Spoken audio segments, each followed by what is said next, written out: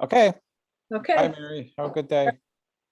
Hi, everybody who's getting online. We're going to be starting in about 2 minutes. It's 7 o'clock sharp. This better light. This isn't working at all.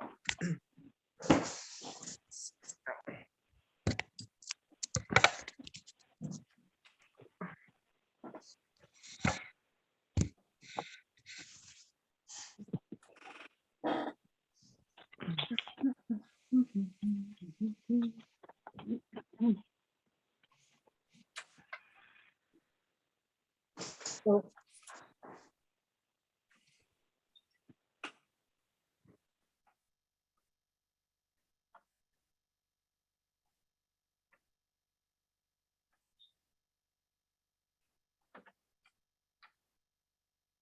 we'll be starting in a couple of minutes.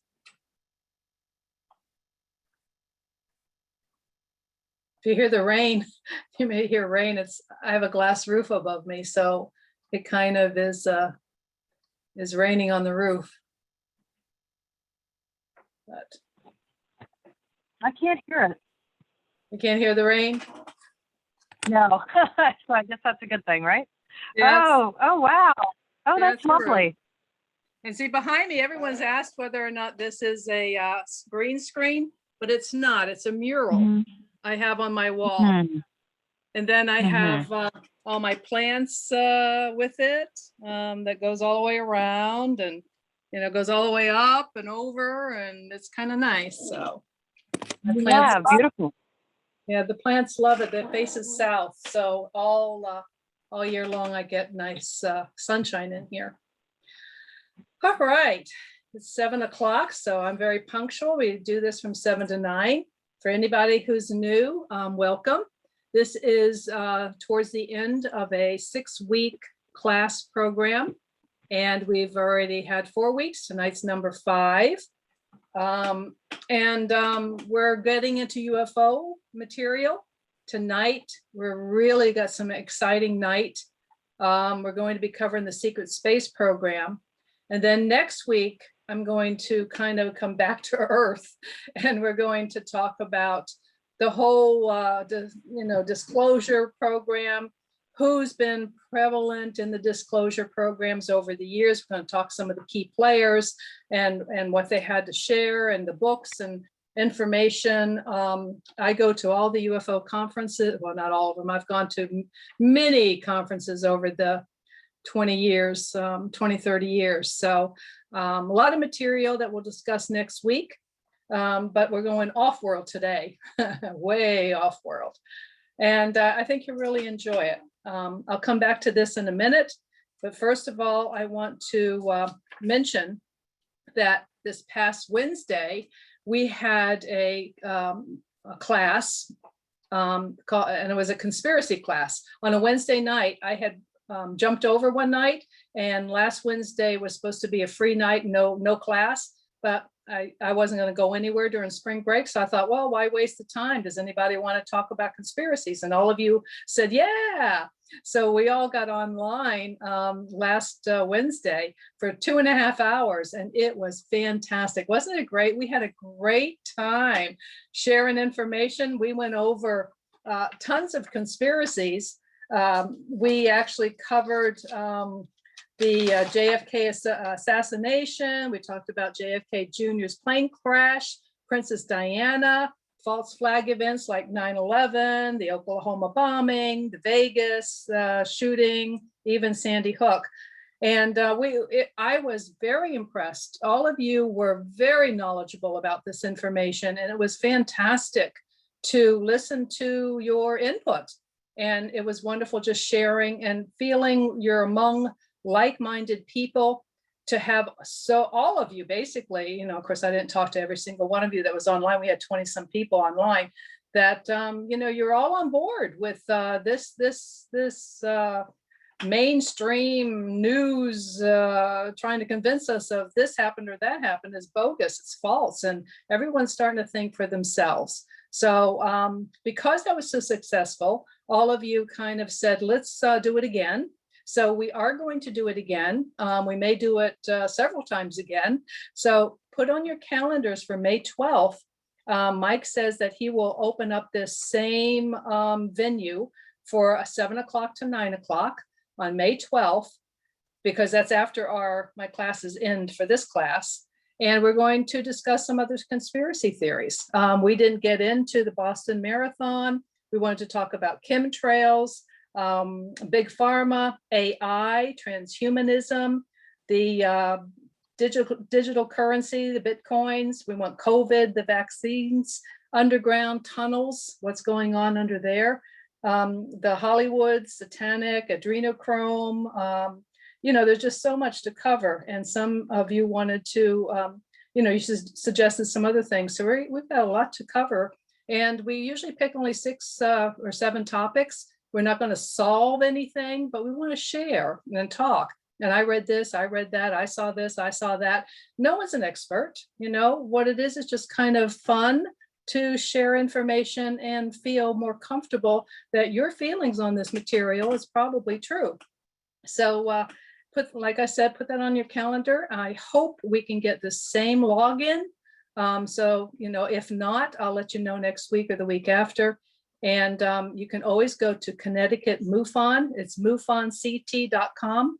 And he will have my classes listed on the right-hand side. It'll say Mary's class.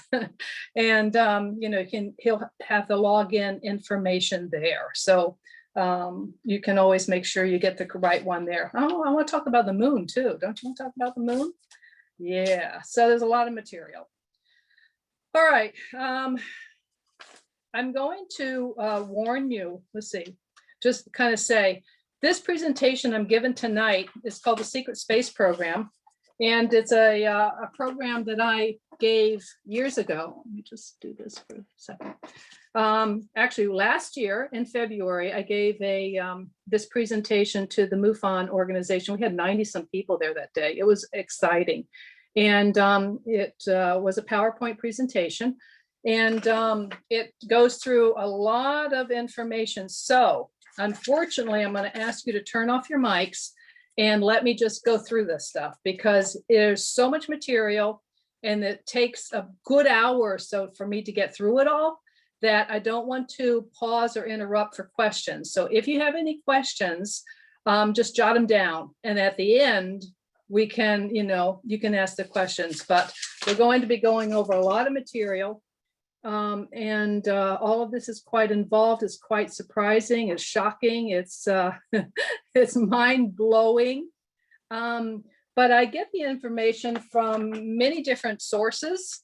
Michael Sala is from Hawaii, is probably my main source of information. But I also, Corey Good, the Gaia, if you know about the Gaia Association.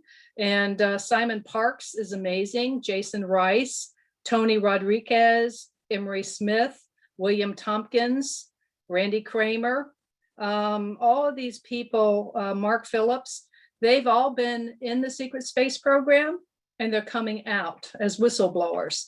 But the interesting thing is they all have been military, not all of them, but most of them in military. And the military officers are telling them, it's time, go out and share your information. So they're not going to get arrested. Now it's reached a point where, like Randy Kramer said, he was on Coast to Coast the other day. I don't know if you saw it. He was being interviewed by George Norrie. And I just picked it up. In fact, I'm going to tell you where I get a lot of my information on a daily basis is a site called beforeitsnews.com. Before it's, without any any apostrophe, beforeitsnews.com. And that site allows people, experts to post their podcast. So on any given day, there's probably 15 to 20 podcasts. And I like it because you won't get a virus. As long as you go to Before It's News, and it has all the podcasts, you can choose whatever you want. And it has Simon Parks and Corey, well, not Corey Good, but Charlie Ward and Wano Savin, has all these people and they post these things. So you can open them up and listen to our podcasts. and it's very safe. So it's great. I highly recommend it. So I have heard a lot of this information from those podcasts over the years. All right. So without further ado, I'm going to go ahead and get started. Like I said, it's going to take quite a while to go through this material. We're going to cover the secret space programs that include the Solar Warden, the SOC, Interplanetary Corporate Conglomerate, which is called the ICC, the German Breakaway Civilization, the Dark Fleet, Project Moon Shadow. Put this up here while I read these. The Martian Defense Force, which has the 20 and back program, which is absolutely amazing. Earth Alliance, the Global Galactic League of Nations, the Intergalactic League of Nations, Military Industrial Complex Secret Space Program, which is the MISSP, the Secret Space Program Alliance, the SSP, the Galactic Federation, and then I have one little extra little nugget for you. It's a portal mission discussion that I think you'll really enjoy, and then a little summary. So a lot of material. A lot of these programs kind of cross over with each other and kind of merge, and it's kind of difficult to segment them, but I've done my best to give them the little separate spaces so you'll better understand what we're talking about. All right, we're going to start with the Solar Warden program. Their purpose is to protect Earth. That was why this was created. And you're going to find as I go through this material that these programs started back in the 40s and 50s, and then progressed to the really starting out in the 60s. So it's shocking to believe that these have been going on for a long time. The Solar Warden is a secret space program run by the US Navy, US Naval Network and Space Operations Command, called the NNSOC, which is based in Dahlgreen, Virginia. Or is it run by the Air Force? So one of the things you're going to find is the Navy is very prevalent in these programs, but also the Air Force.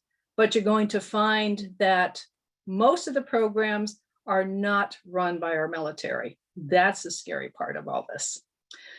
This Solar Warden is responsible for monitoring all incoming and outgoing traffic in the solar system. I mean, you're really going to have to stretch your brains tonight. It's created to protect Earth from hostile aliens. It was developed in the 1960s and the 1970s and deployed in 1980 by Earth governments.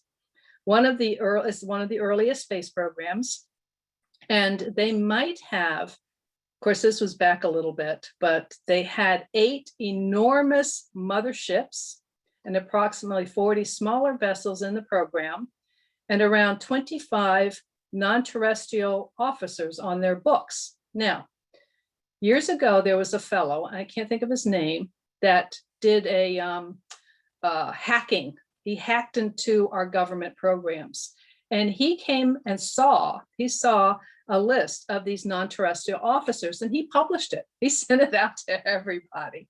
So you can actually Google that, non-terrestrial officers, and see what he shared. These are humans, but they're not from the Earth. They don't officers for Earth programs. They're off-world programs, which was very interesting. One of the main reasons for this Solar Warden program, and again, stretch your mind here, it was to reduce the abduction of humans.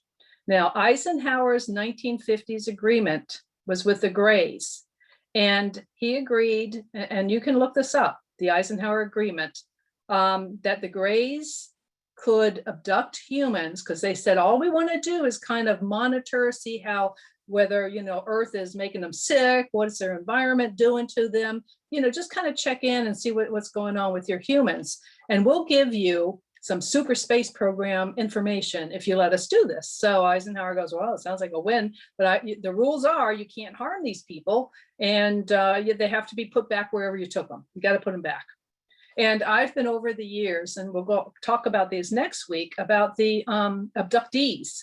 I meet so many of them, and I've been to so many programs where the abductees are on stage talking about their abductions, and they are put back where they belong. So they're taken out of bed and they're put back in bed, or they're taken out of their car and they're put back in the car. So they are put back. Sometimes their clothes aren't put on the right way, which is hilarious. But the aliens, you know, they haven't learned buttons or front or back of some clothes, but it's very, very intriguing. But unfortunately, they decided, yeah, we're going to do whatever we want to do. And so our government can no longer protect us, and the aliens are doing whatever they want to do. And they did give technology, but you know, now they're kind of running amok. Around the late 1990s, the Solar Warden changed its name to Radiant Guardian. But anyway, we're going to hear more about the Solar Warden because it was actually now under the umbrella of another one. Our next group, our next organization, if you will, is called the SOC, and it's an independent space co-op. The SOC began formation back in 1974 in what is called the original historical timeline. Through all of the information I've been reading, they talk about original timelines and other timelines, and we're resetting to a timeline, and that's above my pay grade. I mean, you know, it's like, okay, I don't quite understand this. Well, I heard something the other day that talked about the Mayan calendar in the year 2012, that this was when the timeline stopped going this way. It's almost like the cabal and the evil group, they have a timeline, they want to go this way. And we want, the patriots and everybody want a timeline to go this way. And we're fighting constantly on where humanity is going. Are they going on this timeline where there's catastrophes and wars and horrible things? Or we're going to go on this timeline where it's positive and good? And this is always fighting. So they're trying to keep us on the original timeline. But anyway, this says here there have been 5 major historical timeline changes from resets in an attempt to correct and bring the changing timelines back to the original timeline. 4 nations founded the SOC, and over the course of the years, it swelled to 12 nations. Now we're talking about Earth nations that got together and said, you know what, we got an alien issue out there, we got alien problems, let's discuss things, let's see what you've got, what we've got, and what they've got. The US had built and launched its one and only independent main fleet ship called the Cruiser back in May 12, 1981. Of the 12 nations that formed the SOC, 8 of them had 1 or 2 independent cruisers, and most of them had smaller 3-man fighter crafts. In 1993, it was decided that to avoid some of the conflicts seen on Earth among many different nations, including some in the SOC, that the SOC would become its own entity. Now, we're going to find that these keep breaking away from an overseeing situation to their own independent driven agendas. So this one did that too. It has since been run independently of any nations and independent of any old loyalties to those nations. The government of that group is run much like the world government in the original timeline, with a president who presides over the entire SOC, which consists of many fleets of ship, 9 Earth orbiting space stations that are cloaked, 69 space research stations, 47 planetary research stations on different worlds. They have governors, chancellors, endermen. The fleet ships, space stations, and research stations all use electromagnetic shielding, EMS shielding, that not only deflects projectile and energy-based weapons, it also has the ability to phase or cloak whatever object it is shielding. So you look out there and say, I don't see anything. Well, if it's cloaked, you're not going to see it.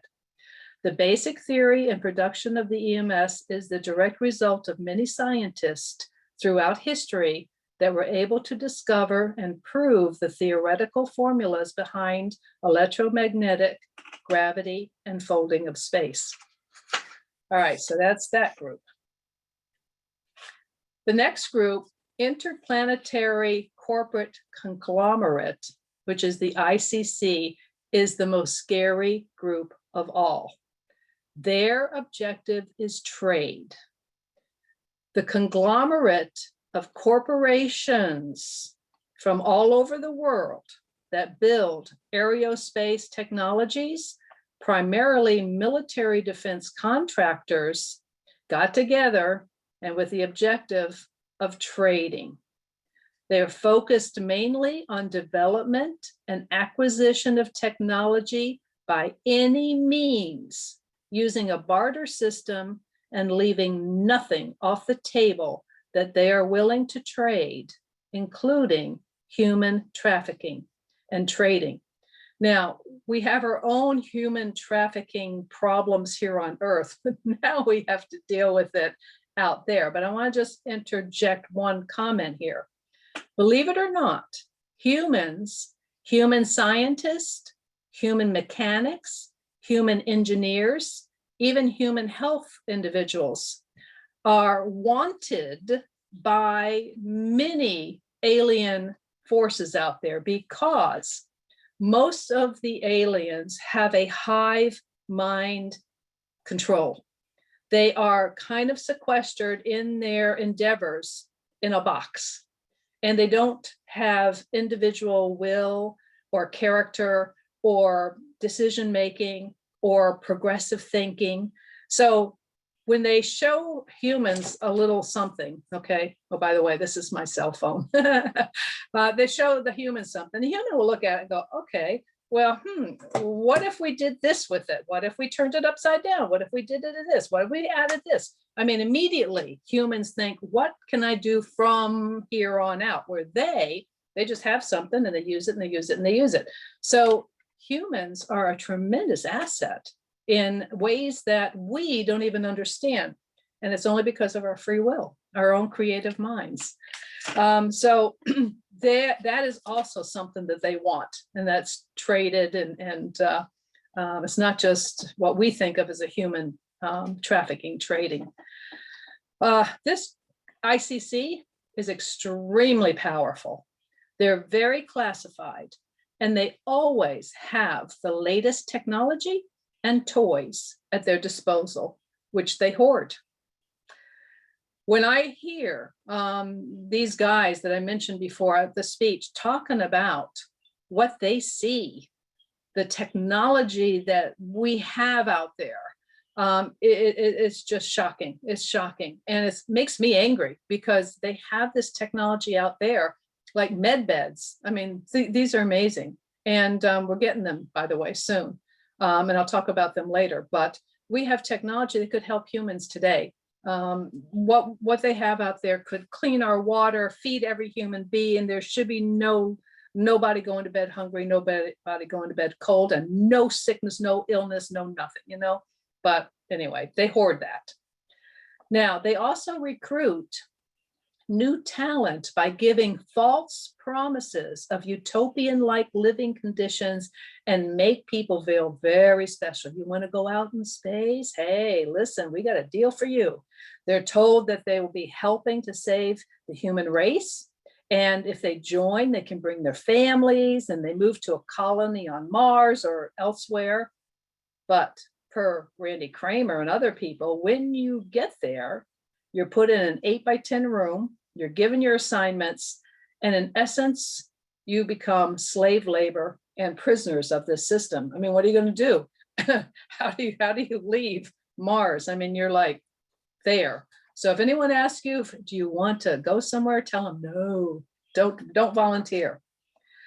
They have established over 100 colonies, bases, industrial facilities, and plants on the moon, on the main asteroid belt, on Mars, and several other moons and bodies in our solar system. They also have many free-floating space stations. Remember in Star Wars, they have the big space station, the kill station or whatever. I mean, hopefully these aren't kill stations, but the huge floating space stations. The ICC has ongoing trade agreements with almost, are you ready for this? 900 alien civilizations, and occasionally trades with even more than those. They have massive ICC mining industrial infrastructures. They mine the planets or the places that they're on. They smelt it. They engineer and construct for their colonies and off-world allies. They exchange systems and they exchange products. It's like I said, a trade, and with both human and non-human beings out there. And their main trade base is on Mars. Okay. Now, one of the things Randy Kramer mentioned, and we're going to get into the 20 and back program because that has a lot to do with Mars. He mentioned that when he was in that program, he was told he was earning a salary in addition to living on Mars for 17 years. But when he came back, they said, yeah, we're not going to pay you. And he's like, well, what am I going to do? Who exactly do I sue? So it's a very interesting story of what he had to say about what he's going through right now just to get his compensation for all those years. Very interesting. All right, the next group, we kind of talked about a little bit last week, well, 2 weeks ago, when we talked about Antarctica, because we're going to talk about the German breakaway civilization. The Germans, after World War II, they didn't all die or disappear, but they all disappeared. They didn't all die. They packed up. A lot of them came here to the United States with Project Paperclip, but a lot of them went to Antarctica or Brazil or down that area. So the German engineers, scientists, military went to Antarctica and established bases and cities inside Earth. Remember we showed the map of Antarctica, they went inside? Well, let's see that. The Nazis made contact with an alien group called the Draco. And they met these beings somehow back in the 1930s. And there's a whole thing about Vril, and there's a whole thing about, I can't think of her name, but she was involved with communicating between the aliens and the Germans. And the Draco, also called the Draconians, are commonly described as a powerful, warlike alien race who hail from the Alpha Draconis star system. These reptilian aliens are said to be expert geneticists who possess a level of technology that far exceeds today's human technology, including the ability of interstellar travel. Some say that they actually originated on Earth thousands of years ago, which is why they feel justified in their attempt to retake Earth for its own. But these characters believe they have the right to everything and any place that they go. So they're extremely aggressive, warlike, and control freaks. And they want to, if they, no matter what planet, no matter where they go, and they've been all over the universe, they take over and tend to destroy. They're like locusts, they're whatever. The Draco is controlled by artificial intelligence, AI. And AI is hostile to biological life. That is a scary statement, that AI is hostile to biological life. And these beings are under their influence or under their control. They have a hive mind, so they're all connected with a singular purpose, a singular driving force. So kind of a terrifying thought, because where are we going right now? Oh yeah, AI. Let's connect, let's put something in your head so you can talk to a computer. Let's do this. Before we know it, transhuman, we won't even be human anymore. And we may also be hooked up to each other and a hive mind telling us what to do. So the Draco also feeds on loosh. Loosh. Now, loosh is a spiritual energy that is released by humans, human life forms, when experiencing negative emotions, fear, physical pain. So they love war. They love people dying. They love people fighting. I mean, they're loving any of that. So they just feed on that. If we ever came a beautiful world that doesn't kill each other, that doesn't have hatred, that we're not fighting, they would dry up. They would dry up and go away because there's nothing to feed them. All right. So that's a very powerful thought of what we can do to kind of heal our own earth here. The elite caste in societies, we call them the cabal, the Illuminati, this group that's kind of taken over Earth in our, in the banking and all these powerful positions, including the political arena. They've been infiltrated also by the Draco because the two of them have found a common camaraderie. Okay. The Germans tend to be very aggressive and controlling and dominating and thinking that they're better than everybody else. And so are the Dracos. So the two of them are like two peas in a pod. The Nazis and the Draco both have that conquering and controlling attitude.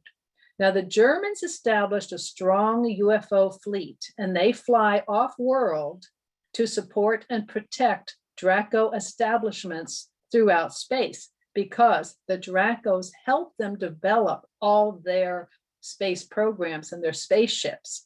And now, in return, the Germans, support the Dracos.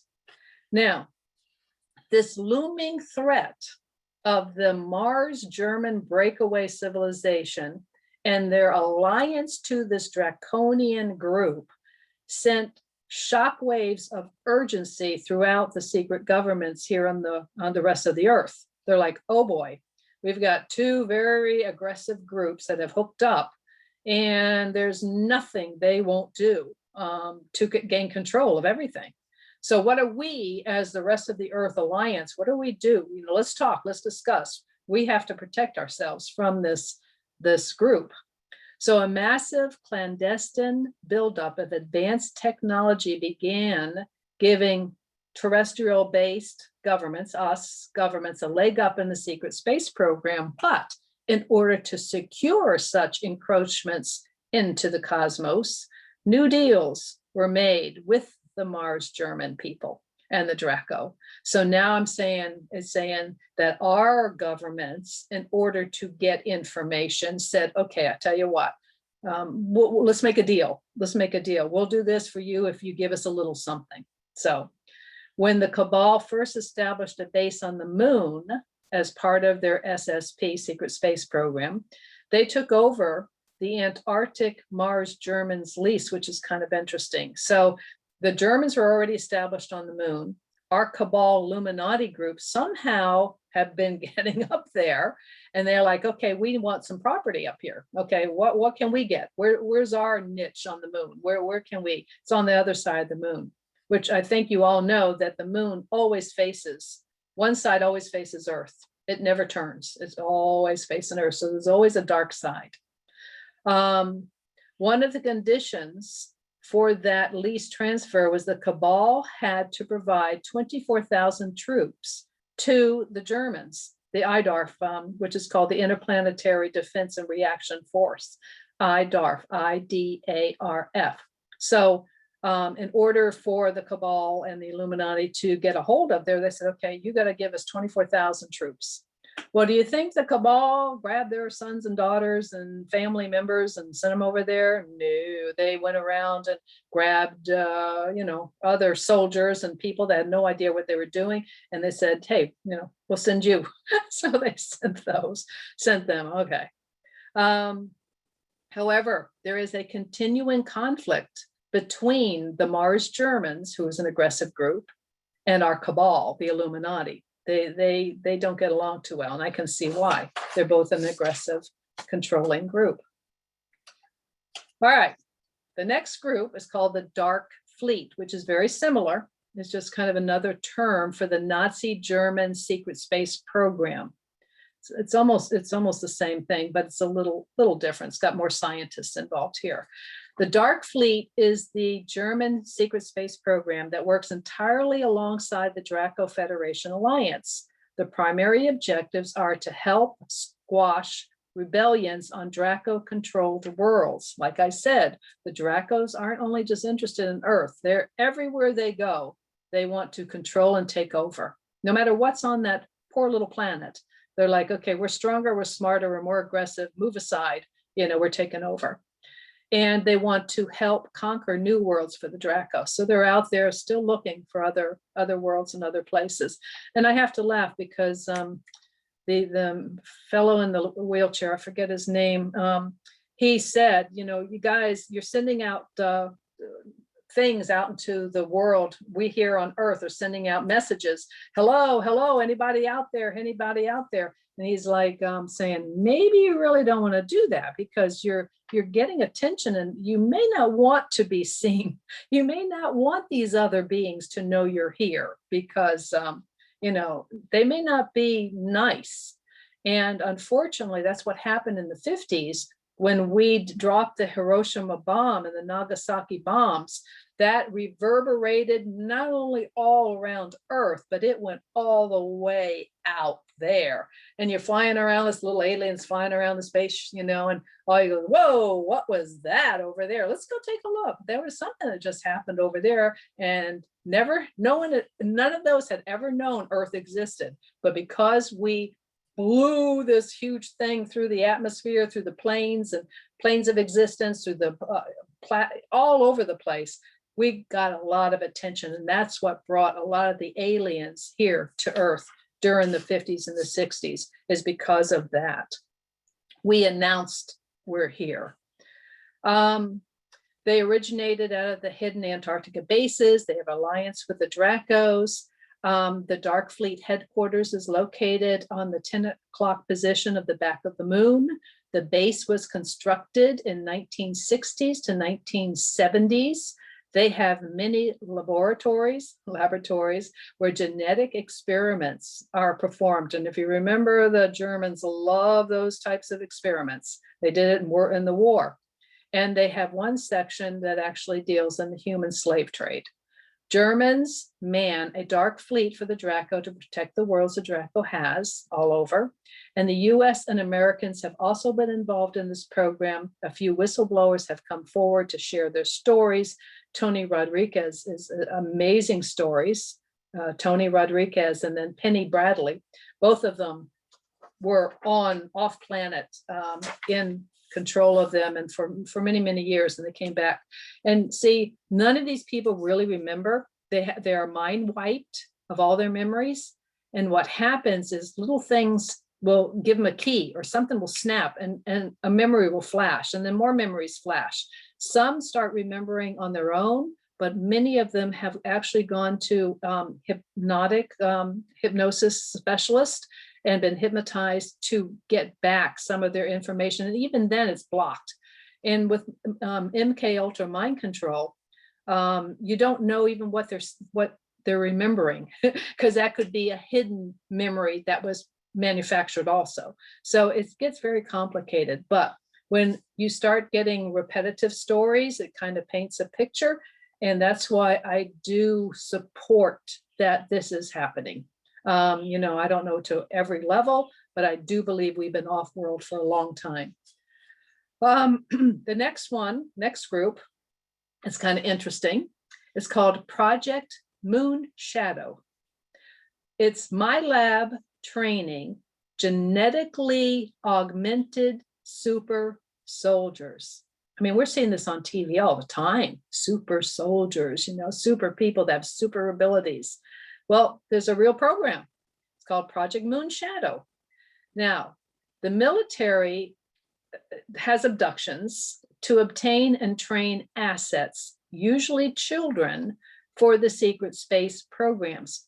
But a lot of these children, Corey Good is a perfect example of this. He lived with his parents, but they would come and take him out of school. And all the other kids in class said, oh, he's one of those dumb kids. He's going to a special program. So they would take him out of the class and they would take him either underground or to the moon for training. At night when he was sleeping, they would come and get him and take him for training. And so these kids are trained while they're still living a normal life. So they identify and assess sensitive individuals for work as intuitive empaths so that they can interface with extraterrestrials. Corey Good was an intuitive empath, and he was trained to the point where he was able to stand there and converse between one alien and say humans and, help everyone understand what was going on. Fascinating story. He's on the Gaia channel, or was, but you can probably listen to any of his speeches he's done over the years at the various conferences. Corey Good.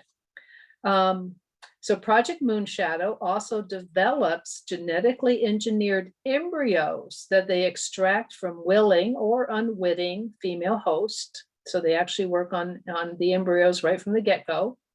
Children are born. They live a few normal years with their families, and then they are brought aboard secret space program craft and flown to the moon for training exercises to bring out latent abilities. This MyLab did not involve traumatizing experiences, because many of the MK Ultra mind control experiments and programs traumatize. They use incredibly horrible traumatization, but not this program. But this program uses these genetically enhanced children, and they train them in strategy, agility, and strength. The end goal is to produce an army of super soldiers who could fight against any unwanted alien threat.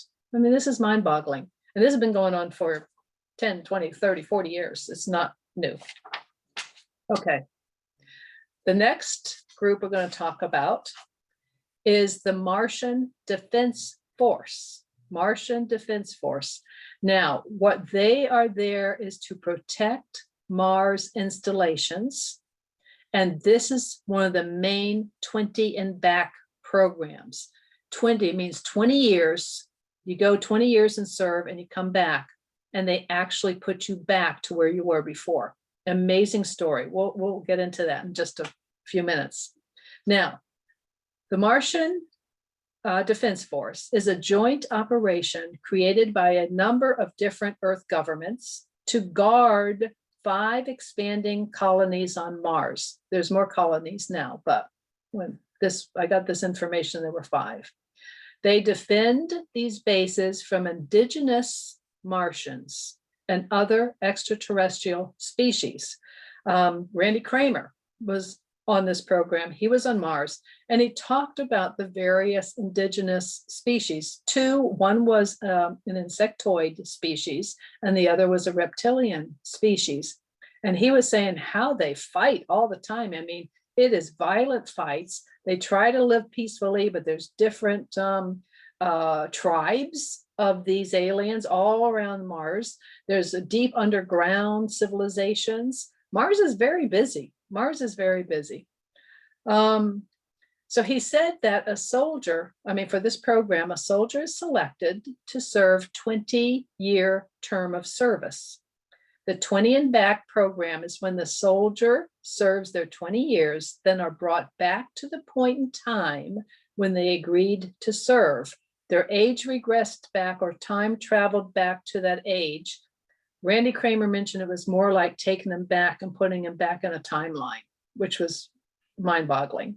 They're mind wiped, so they don't remember that they've lived 20 years. And because their body is back to almost where it was when they left, no aging, because they either were age regressed through the med beds, which we're gonna, amazing stuff, the med beds, because he also talked the med beds are used very much on Mars because they can not only heal the bodies, they can actually reestablish limbs. Almost like your 3D printers now that they're talking about, that they actually could use these med beds If you lost a limb in war or something, you go in the med beds and 3 or 4 days later, you got the limb back. This is what I get angry, that this technology is not available to us, but it's coming. It's coming. Simon Parks has been talking that he is coming from England or wherever he is to the United States, to Arizona and to Florida, and he's gonna have the med beds. He's got a group called Consciousness, and the med beds are going to start being made available. But it's going to be very quiet and it's going to be very slow because there's not a whole lot of them yet. But soon, someday, it'll be amazing that we'll be able to be fixed. But anyway, the 20 and back program regresses them and they go through this med bed thing and they get all back to who they were. But only 2% to 5% actually ever regain their memories. He talks about the bases on the Martian Defense Force. There's the Ares Prime, and it's complete with farmers, engineers, bureaucrats in an Earth-like ecosystem. Now, he didn't say whether they were under a dome or they were underground or how exactly farmers and that kind of situation is established, but he talked about that. And I picked off the internet an interesting conversation between Dr. Sala and Michael Christopher Gerloff, Gerloff. He's a Marine Corps, Michael Christopher Gerloff. And he was interviewed because he went through this program. And this is a very short little story, but I want to read it to you because it demonstrates how this happened and where it went from there. And it was March 1978. Oh, when he was only 18 years old, which is interesting. He saw a triangular UFO at home, and it was embedded in his mind that he saw that. So this may have something to do with why he got chosen later on. But at 18, he was encouraged to join a special reserve program. He went to boot camp for Marine Corps 6-year program reserves in the San Diego. In May 31st, 1978, he was given a lot of tests. He reported duty at the camp, the boot camp. He was given a lot of tests. And then he was taken off from to another group, and he was given some special testing. And the last test of the day was on Morse code. And during that test, a corporal came up to him and said, "Come with me." And he went to another room, a sterile room, and a captain came into the room with a file on him and said, "We're very impressed with you. We've been looking at your test scores and we've been watching you for some time." He said, "Michael, how would you like to go into space?" Michael asked him, said, "Is this with NASA?" And the captain laughed kind of, says, "No, there are a lot of programs that the public is not aware of." Michael asked about the 6-year program he had just signed up, and the captain said, "Well, no, this is actually a 20-year program." Michael asked, "Well, how often am I going to see my family?" He was a little concerned because he had just gotten to boot camp and they're allowed one call when they first get there, and he had been unable to get hold of his family. Back then, I guess they didn't have recorders or, cell phones or anything. So no one would pick up. So he was unable to get hold of his family, and that upset him. That bothered him. But the captain answered, he says, "I tell you, your family will never know that you're gone. But I'll send your family a telegram telling them that you're here at boot camp." So Michael said, "Oh, okay, if you'll do that, I'll do it. What do you want me to do?" Now, I want you to remember this. The captain said, "We'll send your family a telegram." Okay. So Michael agreed to do this. And the captain said, "Okay, this is for your nation. You're exploring the unknown. Rah, rah, go with these 2 Marines." And the captain thanked him and he left the room with the Marines. Now he was led down out of the room, downstairs to an underground tunnel, an electric cart, and he was taken to a location where there's some few others also waiting. And he began to fill out tons of forms. He said the Naval and Marine Corps personnel were present. One document he had to sign stood out. It was for NASA. He also saw corporate entities in the documents that he signed, and one happened to be Lockheed. He was also told that this 20 years will not be treated like normal 20 years in the service. There would be no retirement, and he would be provided a guiding hand to help out when he returned. So he finished the paperwork. Then he went out with the other people to a location, and that was it. Now, he has no other memories. When he kind of woke up or came to, he was back in the room, sitting in front of that captain again, and had the same two men standing behind him. And he was horrified that he had fallen asleep in front of the captain. He goes, started apologizing. I'm so sorry. I don't understand what happened. I must have fallen asleep. I can't believe I'm so embarrassed. And the captain just let him kind of go through this whole, thing and said, calm down. It's okay. It's cool. And then he remembered, wait a minute. I walked down the hall. I went and signed papers. I left this room. And he looked back and he was very confused and very concerned. And the captain says, tell you what, why don't you just go back and join your group, your troop, and you're going to have a great career. And thank you, So Michael got up and he went out, and his platoon was still there, and the boot camp was still there. Everything was still cool. And so he finished his 6-year career. Now, in 2016, Michael was in his parents' house going through some things, and he came across that telegram. There it was, an actual telegram. And it was, he actually submits it. He has it posted out there so you can see it. It was a Navy Marsgram, which stands for Military Affiliate Radio System document. And it said, it was, from him that he's at boot camp, but there was no sender of that telegram. And that triggered his memories. And all of a sudden it started flashing back. 20 years of being somewhere else. And he started remembering everything. And this was what he was discussing with Dr. Sala, was his recalling that he had been off-world on the moon or Mars for 20 years. And so that's called the 20-year program. That's kind of how it happens. How they do it, I don't know. I'm gonna have to just turn on a light here because it's getting a little dark. So we'll see if we can kind of get some light on me. All right. Ugh. Trying to arrange that there. All right. The next one we're going to talk about is Earth Alliance. The Earth Alliance is to protect our planet from alien threats. Protect our planet from alien threats. Earth Alliance is a federation of human governments to protect our planet from alien threats. The main foe is the Draco. To me, the main foe is the Greys, but they keep bringing up the Draco here. Earth Alliance also rose to oppose the Cabal and the Illuminati, which continue to push our planet to disease, war, starvation, political upheaval, civic unawareness, and wage slavery.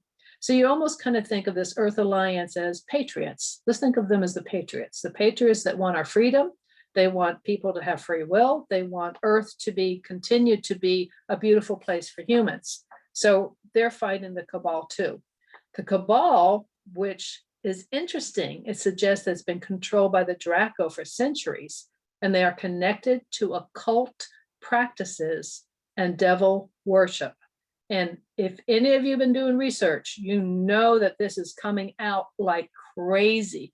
I mean, you just look at Hollywood and you've got the symbols and all these, the black eyes and all these things are satanic. And the satanic worshiping is just, we may not believe that there is a Satan to worship, but they do. And it's scary. And if you don't know that we're in trouble, I want you all to do one little thing tonight is I want you to Google the Pope's Audience Hall. You just Google Pope's Audience Hall, which was built years ago. And I want you to be shocked to see what that looks like. It is built like you're inside a serpent. It has windows with the snake eyes. There's not a single cross in the place. And this is where the Pope holds his audiences, his meetings. And it's a big, big room. It's a big audience hall. They've got a stage up there.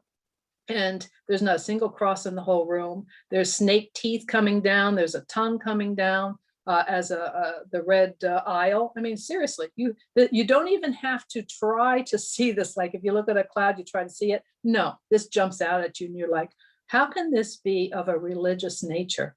And behind him is this metal design thing that shows supposedly Jesus, but he's coming out of hell, and there's all these demons, and Jesus looks like he's half demon, and you're like, well, this doesn't even look positive. It looks horrible.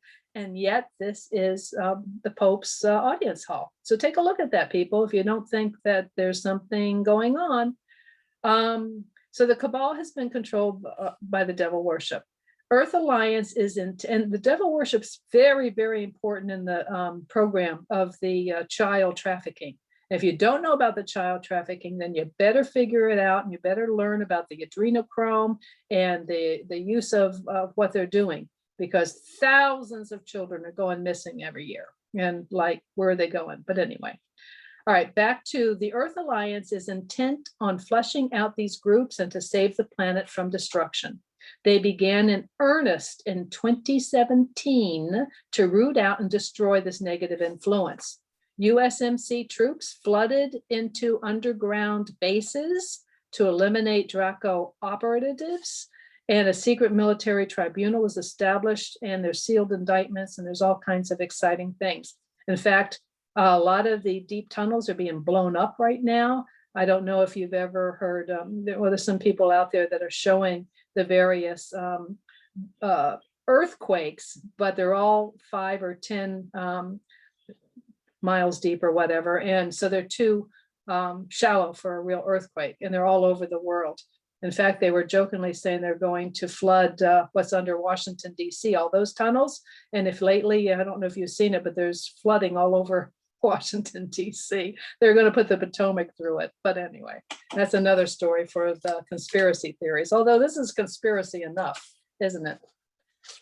All right, we only have a couple more to go. The next one is the Global Galactic League of Nations. This is a cooperative group of Russia, China, US, and Germany. This comes because there's crashed alien craft that has been retrieved and reverse engineered by several nations on Earth. As these nations developed their spacecraft, they decided to join together as this Global Galactic League of Nations, sharing information so we can move forward faster. Russia, China, and US and Germany were the core members of this group, but this does not include the breakaway Nazi group. This is the normal Germany group.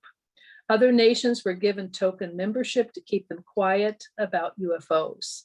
America and Russia worked together throughout the Cold War. A person who talks a lot about the reverse engineering is Bob Lazar, L-A-S-A-R, amazing man that worked at S4 and Area 51 and has talked about personally being involved in the reverse engineering of spacecraft that has crashed. So he's another reference. I'm sure you know about all these people, but all right.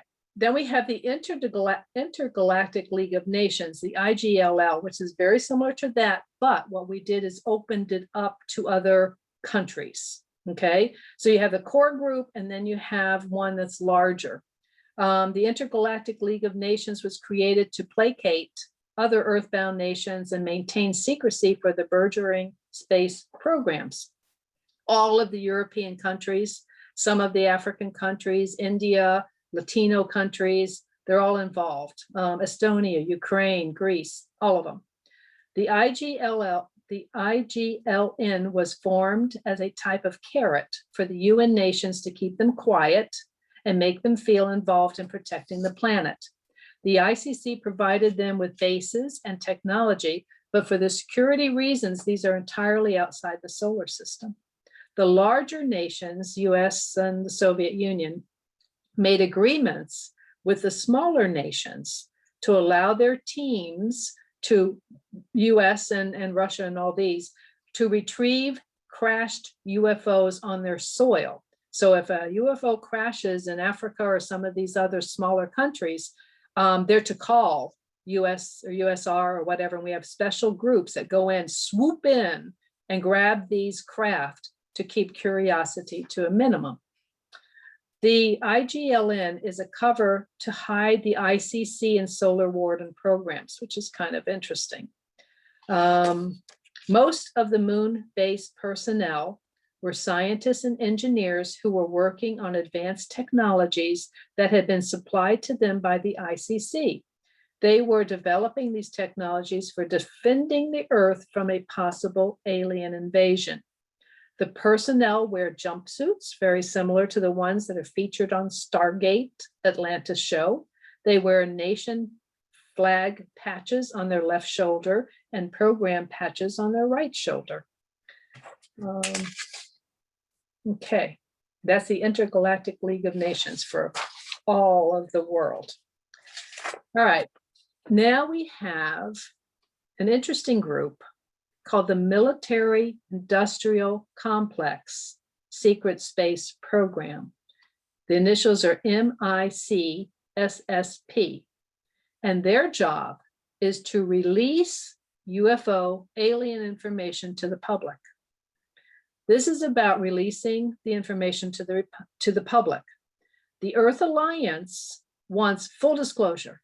Let's just let it all out there. They want it to occur now for the benefits that it will provide to humans and to Earth. But everyone's concerned that this would crash the current global economic system and engender worldwide chaos. The cabal, the Illuminati group, they want a gradual release of information where they would continue to be in control of the spin of the subject material. Both the Earth Alliance and the cabal will use this third party, the MICSSP, as a stepping stone towards full disclosure. This will bridge the gap in knowledge and people. Now, mass media is already being used to slowly release this information in books, programs, movies, TV, conferences, etc. I've been to the UFO conferences, and I knew very quickly on that they were all being controlled to some degree. There was a glass ceiling. The people that were given speeches, the people that were talking, they were allowed to talk up to a certain point, and then that was it. Stop. And I'm like, oh my God, finish, go on. Nope, they can't. So all of these conferences are to some degree controlled. Some are worse than the others, which is one of the reasons I almost stopped going, because I'm like, I already know a lot of this stuff. I'm here to hear you give me new information. Instead, you're hashing the old stuff. Okay. Then we'll see what happens with disclosure. As you see, it's much more complex than a singular military operation going, okay, you can know it all now.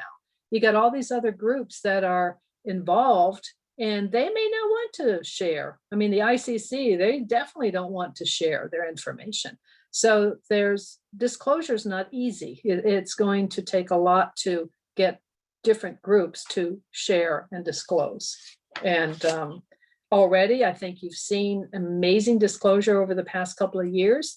Even the Tic Tac being shown on television, you see that all the time. The little Tic Tacs flying around our big warships. And I got to listen to several of the people that were on the bridge or involved in that, and we're going to talk about that next week. They were traumatized. I mean, our military people are standing thinking they got the greatest technology, and all of a sudden these little vehicles are flying around circles and stops and straight up to the left, to the right, and they can't even keep up with them with their jets, their super jets. And they're like, blows their mind. They don't know who these people are. They don't know who's flying these things.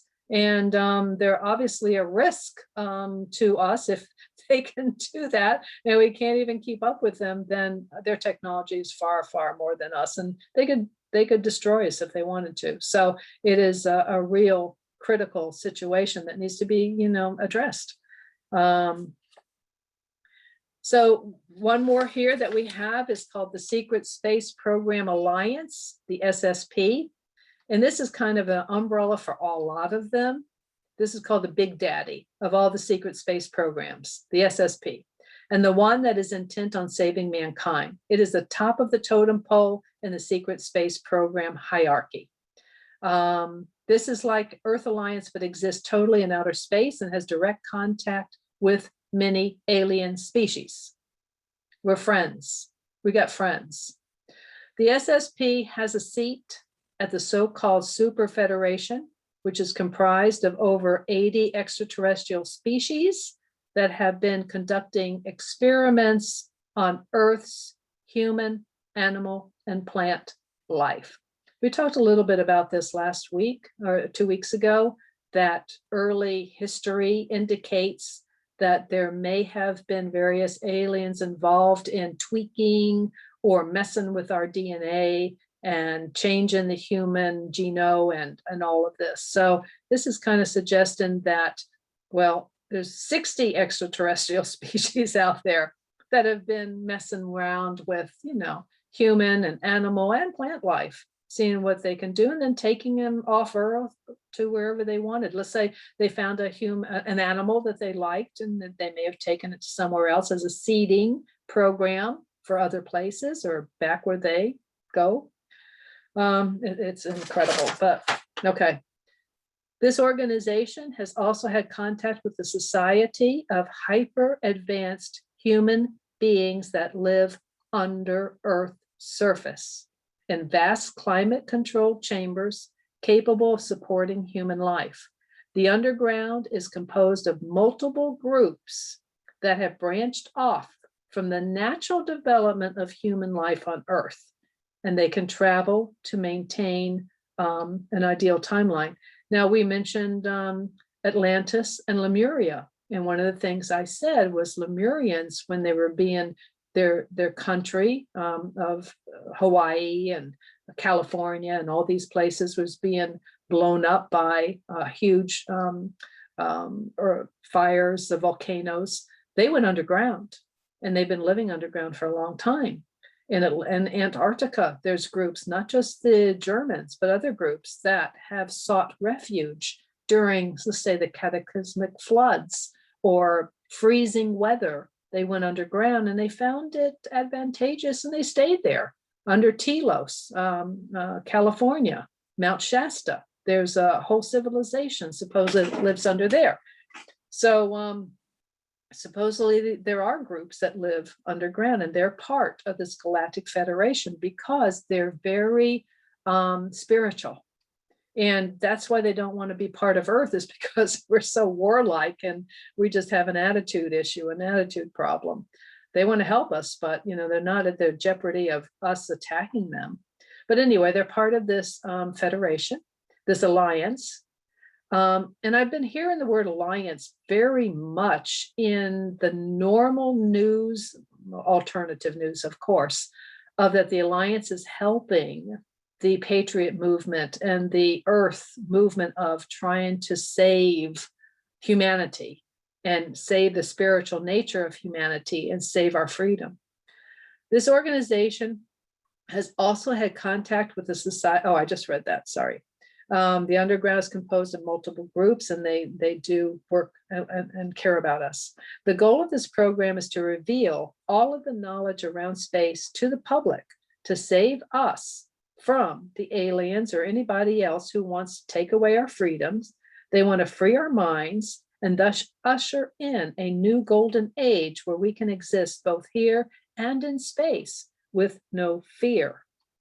Randy Kramer on the show I listened to the other day with George Norrie mentioned that there's a huge spaceship that he's been on that is a place where many off-world beings meet, and it orbits Jupiter. And he says it's huge. He says, I've been there. He says, and George Norrie goes, well, tell me about what you see for aliens. He says, well, I would see little aliens about 2 or 3 feet high to an alien who's 60 feet high. And George Norrie was so excited. It was so cute. I love George Norrie. And he wanted to know, well, what do they look like, and what does a Draco look like? And what is but this group that meets are usually they're positive, they're good beings, and they meet together to try to work together in a harmoniously way of making our world and other places better. There's another group that meets with all of them, but let's just stay with this SSP group. The SSP Alliance wants humanity to gain access to information and technologies that have been hidden by the cabal. And many are preparing mankind to ride a wave of enhanced consciousness, perhaps an electromagnetic shift in solar dynamics that will actuate a quantum leap in human awareness. Latent abilities in humans have been suppressed by powerful groups. We go right back to the size of our brain and what they say we use as an example of how somehow our abilities have been either through DNA or through other ways has been negated to some degree. It is thought the SSP controls all the other space programs such as Earth Alliance. A branch of this is called IDARF, IDARF, and that's an Interplanetary Defense and Reaction Force. The mission is propaganda and to help Earth and other planets to fight off invasions. Now, we have a Lunar Operations Command called the LOC on the moon. It is a demilitarized zone on the moon.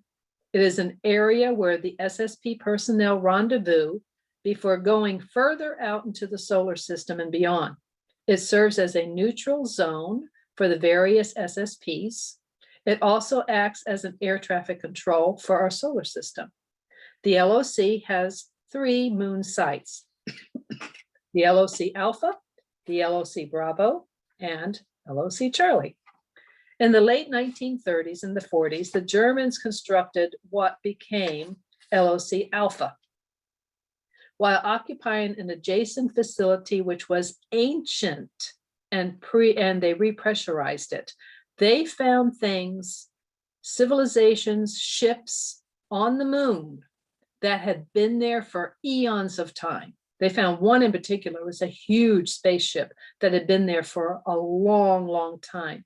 So what they did when they first went up there in the 50s and the 60s, 70s, is they started rebuilding and working with what was already there.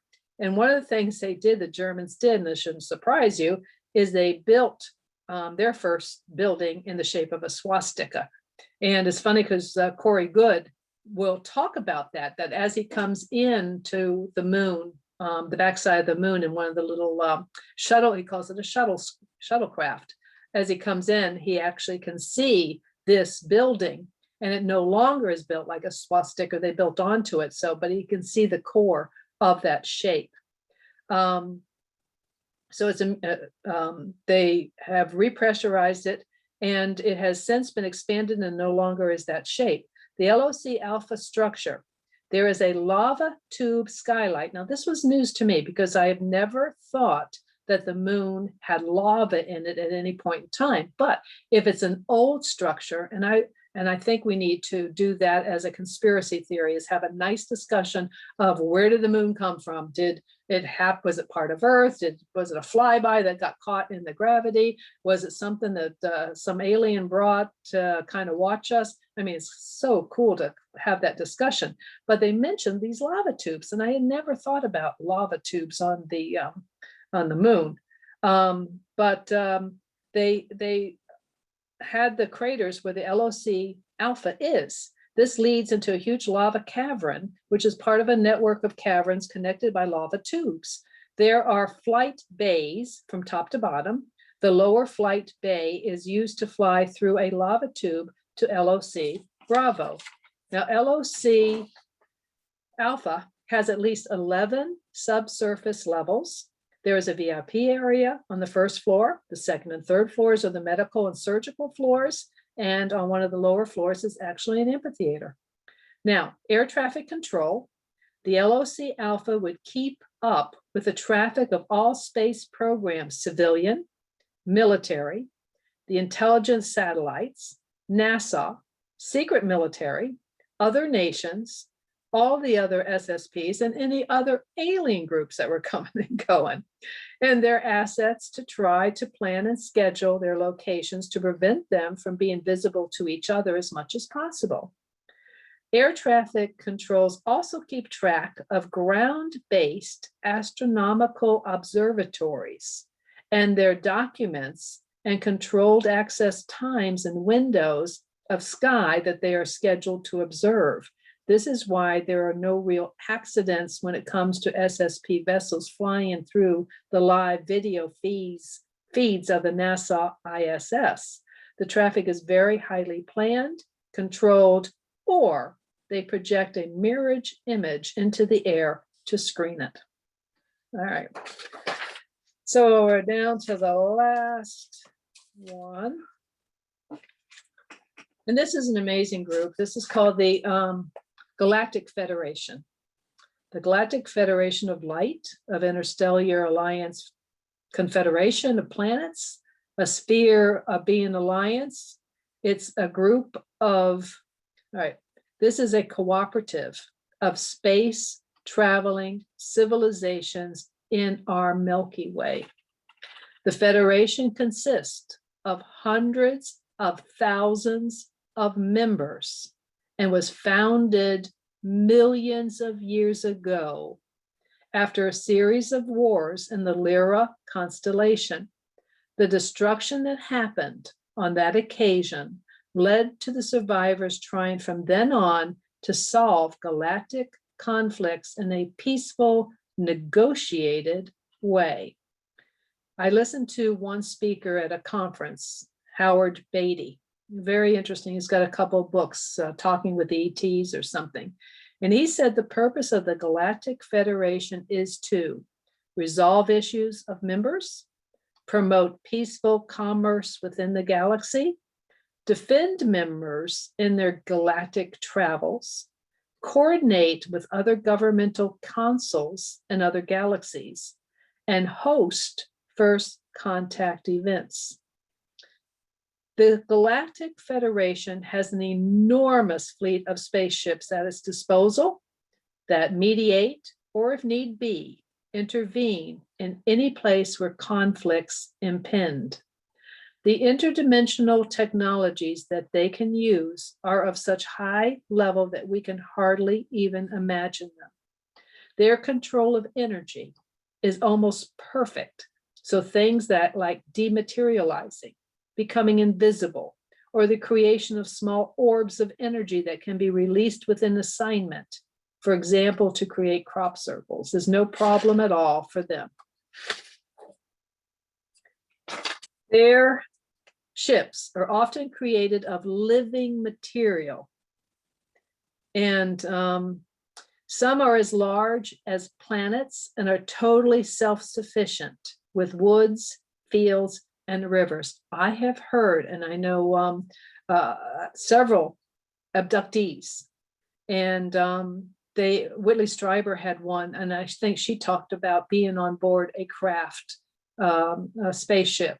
And she says it was huge inside, and there were woods, and there were streams, and there were trees, and it was like a forest in there. And she says it's like they're coming down and grabbing our living plants to save them and to keep them up there and to create their own environment of some kind. But she did see that on a ship, on a huge UFO ship. The Galactic Federation is controlled by a large council made up of smaller councils, each which has representation from all of the separate members. The hierarchy between members is usually determined by their spiritual development. The most highly evolved members are beautiful light beings who voice the will of God. Because everyone says, where is God in this? Remember that God is over all. The aliens are nothing more than someone from California or someone from New York. I mean, they're just somebody else. That's all. They're not gods. They're just somebody that lives on another planet. And, you know, you have to get used to the idea of that they're really no different than us. They just happen to live somewhere else. The Secret Journey to Serpo. It's a wonderful book, Secret's Journey to Serpo. And some of our military personnel and a few other scientists actually had an exchange program with Serpo. and went with the aliens to their planet for, I think, like 13 years and lived there. And they wrote back, they did diaries and they gave us information. And one of the most pivoting points that they would say was, when we landed, it was just, had a lot of dirt there, and it was rocks, and they had a couple of suns or something, so it was hotter. The radiation was a lot stronger, but I felt it was almost like going out to Phoenix, Arizona. Kind of really hot and airy and dry. And but it was nothing more than that. I mean, they just went from here to there, and it was another place with people that had breakfast and had dinner, and they lived there and they existed there, and that was it. So God is their God too. God is over all over everything. It's it knows and loves all of them too. They're part of God too. So the Galactic Federation has these light members, are highly spiritually developed, and they're beautiful light beings and voice the will of God. At this moment, a considerable part of the Galactic Federation is present around the Earth to bring the tumultuous end to our cycle of duality to a happy conclusion. Let me repeat that. At this moment, a considerable part of the Galactic Federation is here surrounding Earth to help us bring the end to our duality, our good and evil, the whole duality of our existence, to a happy conclusion. So we have these beautiful beings here that are hopefully helping us. Since the population of Earth is human, the human civilizations within the Galactic Federation play an important role in the assistance with our ascension process. In other words, of the beings in the program, that group, the ones that are more human would be more involved in trying to figure out how to help us. For example, the Pleiadians, the Syrians, those beings that are more like us would be more involved. And there's Pleiadians all over Earth right now. They're very busy here. They may be sitting right next to you. You may see them in Starbucks, who knows?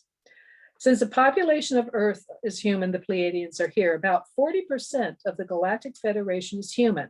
The rest consist of other species and light beings. Many of them share a genetic link with us, but are more highly developed than we are. They have visited our planet for millions of years and have left behind many souvenirs, such as buildings and rock structures and art objects. However, some of these have also been left by negative alien visitors who have also been part of our history, but they're not a part of this Galactic Federation. This link with extraterrestrials is hidden as much as possible by mainstream science, which is under the control of the cabal, the Illuminati. To obey the universal law of non-interference as much as possible, the contact with Earthlings has been kept to a minimum by the Galactic Federation until now. Some people on Earth have a genetic link with a certain galactic civilization, and they live on Earth on their behalf to help. Their experiences are shared with those others who can tap into their energy of those experiences and relive them. What they're saying is some of us may actually have an association with an alien race. We're not abductees, but somehow in our soul history, not necessarily. One of the first classes I had with you, we talked about the soul and the human animal as the avatar, and the human animal operates here on Earth, and the soul comes in and merges with the human avatar, and they work together to live on this Earth. And when the avatar dies, the soul goes up and goes somewhere, where this soul may have been a part of those alien races and holds that information, that memory. So when they come in to work and be in, maybe it never had a life on Earth before. So when it comes into this avatar and this human animal to work here on Earth, it brings with it the knowledge and memories of that alien race. So that's what they're kind of saying here. And because that alien race is highly sophisticated, as this soul works with this human animal here on Earth, the information can be extracted for their purpose so they can better understand the human dialogue and the human operation here. Generally, they stay in the background as much as possible. However, they are actively involved in our ascension process. They are negating the actions of the cabal and the Illuminati. They're keeping the oxygen level in our air up to the mark. They're preventing nuclear attacks and wars. And there's so many conversations about military bases that have the nuclear warheads, and all of a sudden a UFO or something will fly above it, and all of a sudden the nuclear warheads shut down, get turned off, and they're like, okay, someone else is in control here, because we certainly aren't. And that caused great concern too. But if they're stopping us, preventing us from any more nuclear attacks and wars, they're cleaning up radioactive fallout, they're eliminating chemical pollution. The chemtrails are on the wane. I don't know if you've seen, but I've seen beautiful blue skies for a lot. I do see some, but the fluffy blue clouds and the normal clouds are amazing. Diseases, the minimizing the effects from natural disasters, man-made or not. And as soon as the heads of government of the countries on Earth who mostly know of their existence exercise transparency, this will change. Everyone will know about them. Everyone will learn about this. All right. Now, that is all of those, that group. And what I want to do now is, this is bothering me. I'm sorry. This is bothering me more than that one is. Okay. I want to, one last thing is talk about the portal missions. Now, this is fascinating information. This was Emery Smith, and he talked about going to other planets, other places, but it goes through a portal. And what he says here is, for portal missions, we step through like a blurry picture frame. We just walk through it. And you are there immediately. It's not like you go and have to go through these wormholes, you know, around and around like they show in the movies. He says, it's not like that at all. He says, it's actually just this kind of wall of shimmering light, like a mirror type of thing. And we walk through it and we suffer really no side effects. We may have some ears popping or my sinuses may hurt a little bit, but we're there. Portals are linked to a grid system. Earth has ley lines, and I'm sure you know about the ley lines all over Earth. Every planet has ley lines. Ley lines are energy. Almost imagine like a spider web around Earth, like a net around Earth, and these are ley lines, energy. I think Tesla knew about these, and that's what he's trying to harness with the Tesla technology.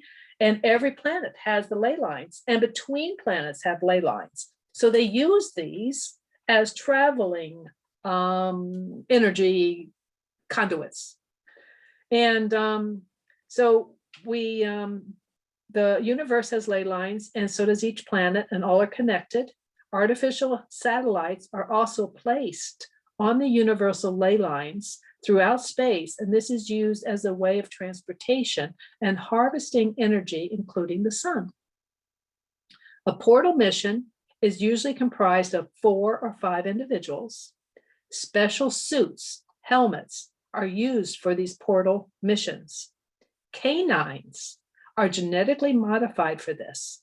They are trained and conscious animals, dogs, and can communicate and even sense things humans cannot sense. They are loaded with equipment that enhance their capabilities. Robots go with us on these missions. The robots go into the portals first, and they put little metal devices into the ground that shoot out waves through the planet that come back as pictures, so they know where we can walk and where we should be careful.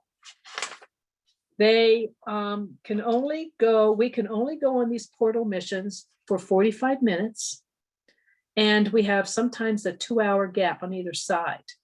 These are timed with astrological alignment of certain suns, of planets, the ley lines, the universe. They all have to be set up perfectly, because if you don't get in and out while this window is open, you may not get back. And he did talk in this particular podcast that I watched him about some of his fellow soldiers that did get trapped and they didn't make it back. And he actually got upset talking about it. Now, our portal missions are to collect specimens, plant life, observe what's going on. If we see extraterrestrials and natives in the background, we're not supposed to engage in them unless they come and engage with us, which is very rare, he says. We never bring weapons. We have already been to these places for decades.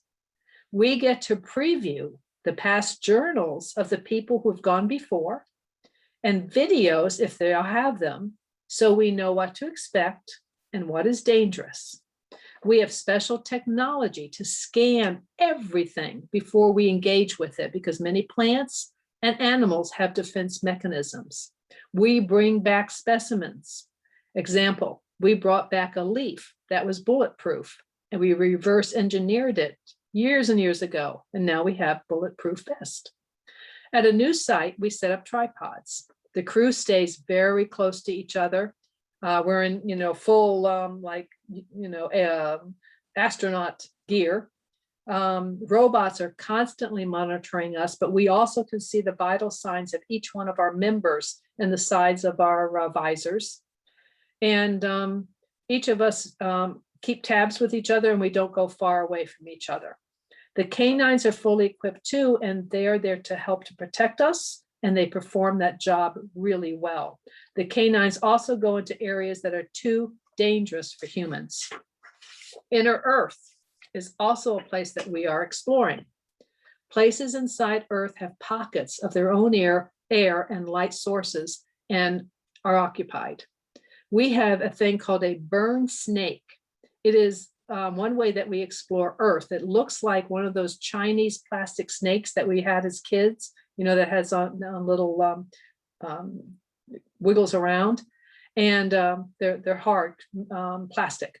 And he says they're on hinges, but these are like 9 feet long. They're made of special material and they're coated, and they literally burn through the rock and dirt to go deep into Earth to find the hidden places. They record and transmit what they encounter, and they either return or they end up getting lost.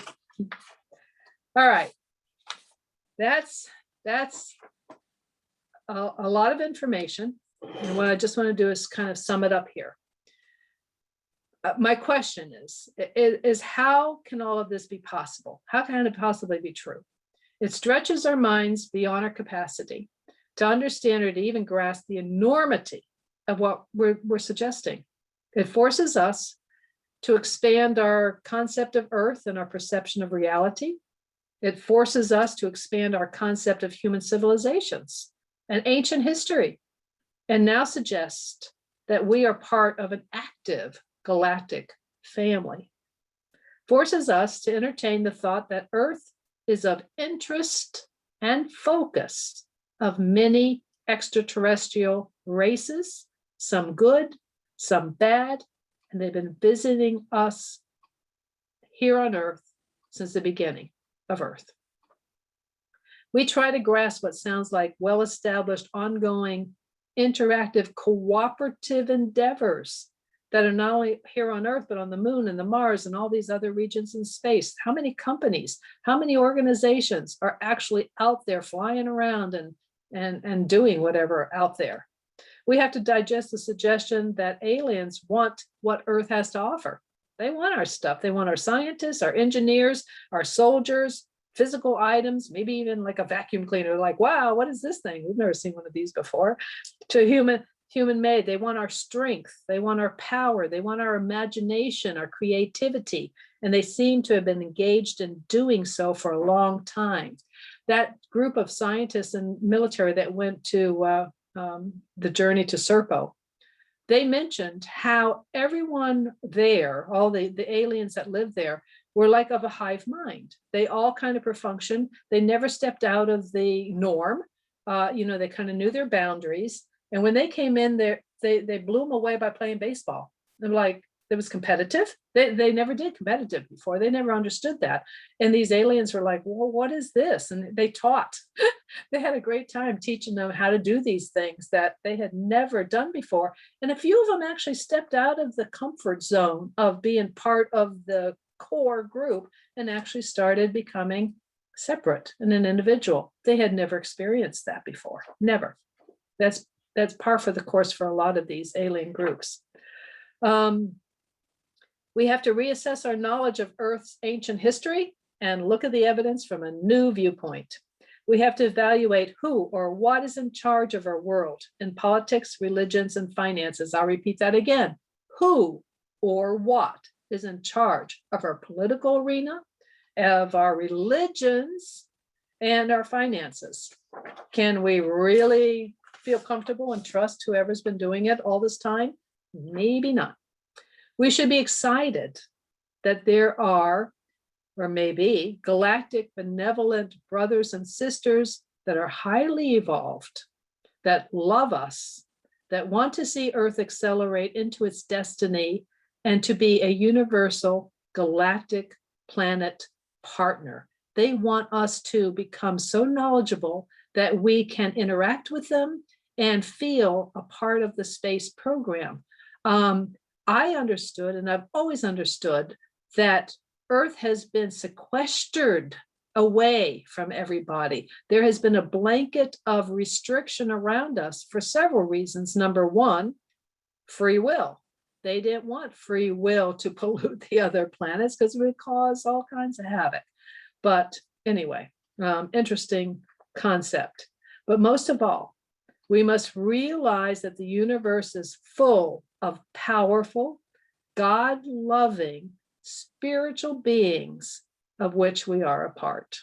So as ugly as some of this sounds, and as crazy as some of this sounds, it doesn't really matter. It all goes up to our spiritual belief of being a part of God. We're here in the school, playing, having fun, we're on stage, or whatever you want to think of it. We're experiencing something here on Earth, but we all go back to the beauty of God. So what we need to do now is to rearrange things so that life is beautiful on Earth. Life is good. There is no killing. There is no ugliness. And the first step is to identify that it's here, identify who's causing it, and then do action steps. I love New Age people. They have a beautiful, let's pray, let's think positive thoughts, and we'll heal everything.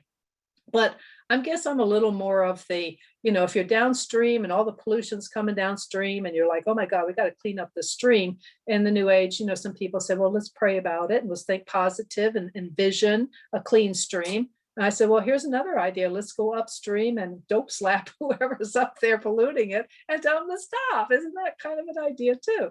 So I think we here on Earth need to become a little more aggressive, a little more possessive. This is our planet, and we need to stop trusting blindly people that may not have our interest at heart, and then bring back the churches, bring back the worship of God to our schools. I mean, we have sat back and said, okay, oh yeah, that upsets you. I'm so sorry that talking about God in school upsets you. We'll stop doing that. Well, you know what? Stopping doing that upsets me. So it's their feeling versus my feeling. It's time for us to push back. And so the benevolent beings that are really trying to help Earth, they can only do so much. We have to kind of help too. And by you taking these courses, by you reading and studying and researching, you're on your way to opening up your mind and understanding. And once you understand, then you assess and then you create an action plan. Oh, okay. I'm sorry I really talked, but this is cool stuff. And it's mind-blowing material. And who knows what's true, what's not true. But I'm going to now we've got another 20 minutes here. that I'm going to let you open up your mics and have any conversations. If you want to say, yes, I've listened to Mike Sala, or I've listened to these people and they are very interesting. If any of you happen to be from the 20 years and back or any of those programs, maybe you'll share the program. I'm just kidding. I'm sure we're not, but let's open up the mic if anybody wants to say anything. You're on, okay? Anybody?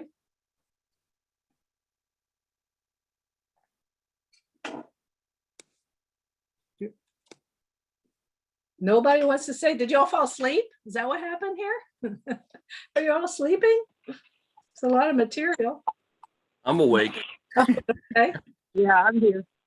all right. You mentioned a couple of names that about some of these programs and one, and but I think the last session you mentioned Linda Moulton Howe, and Yeah. you know, there's a couple of good videos out there that she talks about stuff. One was pretty good about the hole at the South Pole in Antarctica or whatnot, and that, you know, you're not supposed to fly over it. And she told a story about this one guy that he was piloting an aircraft, and one of the crew was in you know, grave danger, and so instead of flying around it, he decided, you know, why can't we fly over it? Somebody was saying this, well, for air quality, and he's like, well, we're high up enough, you know, we're not gonna have to worry about that. And he flew over it, and they saw this hole, you know, in the ice going inside. Mhm. And after that, they were, you know, his entire crew was approached by you know, the guys in the black suits, and you know, yeah, you didn't see anything, you won't talk about this, and all this kind of stuff. And you know, and she told a really good story about it. It's there's a couple of those that are on I think it's Tubi, either Tubi or Pluto TV, one of the streaming ones. And so I like to watch that stuff. But I thought, you know, I thought that was pretty interesting too. And she's another person that comes up a lot, along with those other names that you put up there. I can't remember the names now, but there were two of them that you brought up. Then two guys.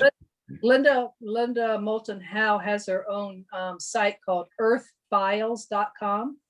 Earthfiles.com. Very good. And she posts a lot of material. And I like them when they post at least some that you don't have to join and still get some information. So she does put some stuff out there on her site. But Corey Good, I highly recommend Corey Good. Jason Rice is excellent. Rodriguez is excellent. You know, all these people are just amazing, and you can Google them. They'll actually have sessions where they talked about whatever they did, posted from conferences. So that's where I found most of my information, is when they talked at a conference and the conference posted it. So anybody else? Yeah, I got something.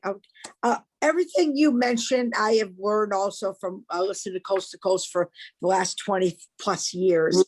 But what I'm curious about is, I've also heard that other than that about the people who've been abducted, there have been people who have been abducted and actually have been forced underground in these underground facilities out west, and they are actually being eaten. These reptilians have an appetite for human flesh, so they do not get sent back to their beds. They get taken and they're never returned at all.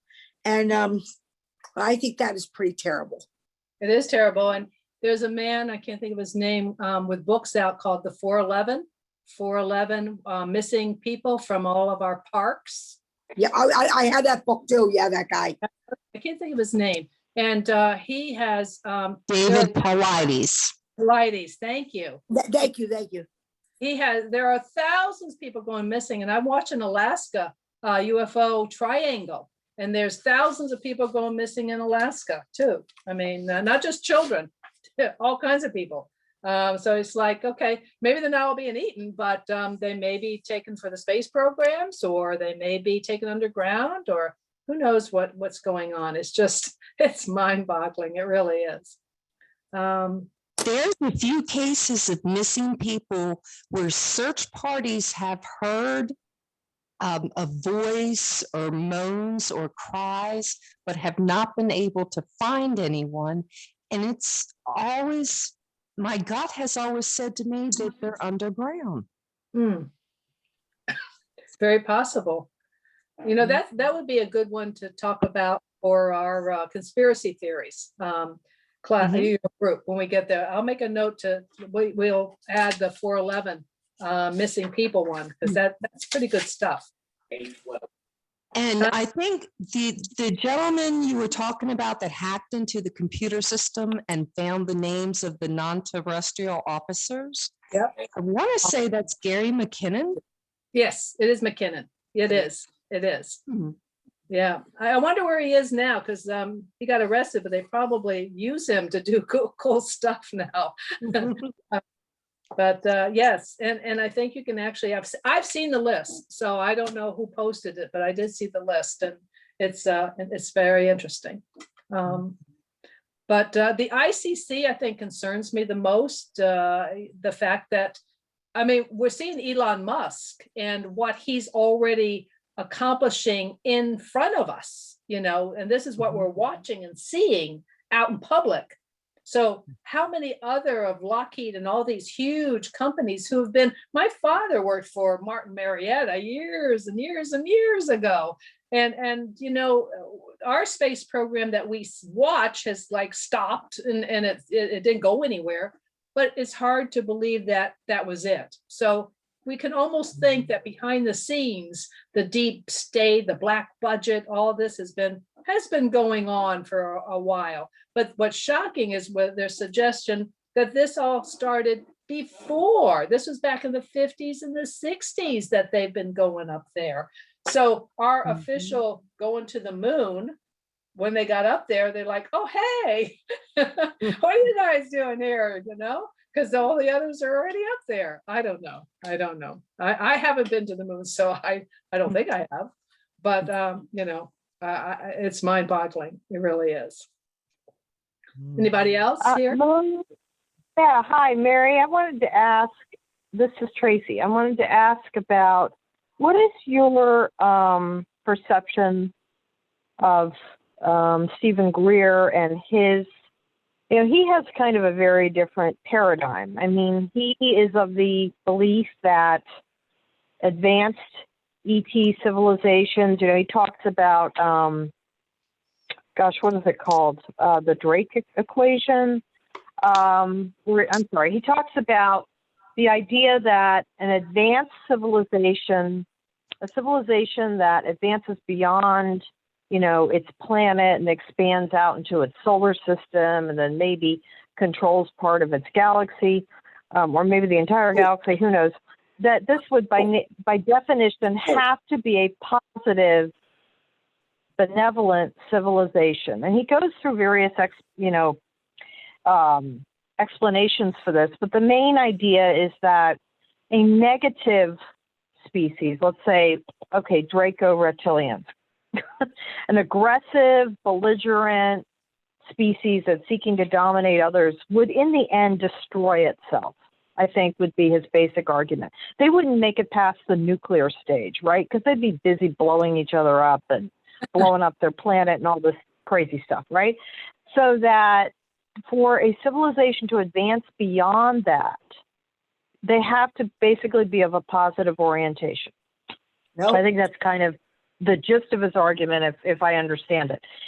So he adamantly, from what I've heard, he really adamantly denies this idea that people are being, for example, abducted, that if abductions are occurring, it's not ETs doing it, that it's like, in fact, I think he's even offered an alternative hypothesis, which is that basically breakaway, I don't know what to call them, contractors, black budget contractors working for, I guess, ultimately various world militaries or world governments are abducting people and using them in their own nefarious experiments. But he denies that ETs are doing this, okay?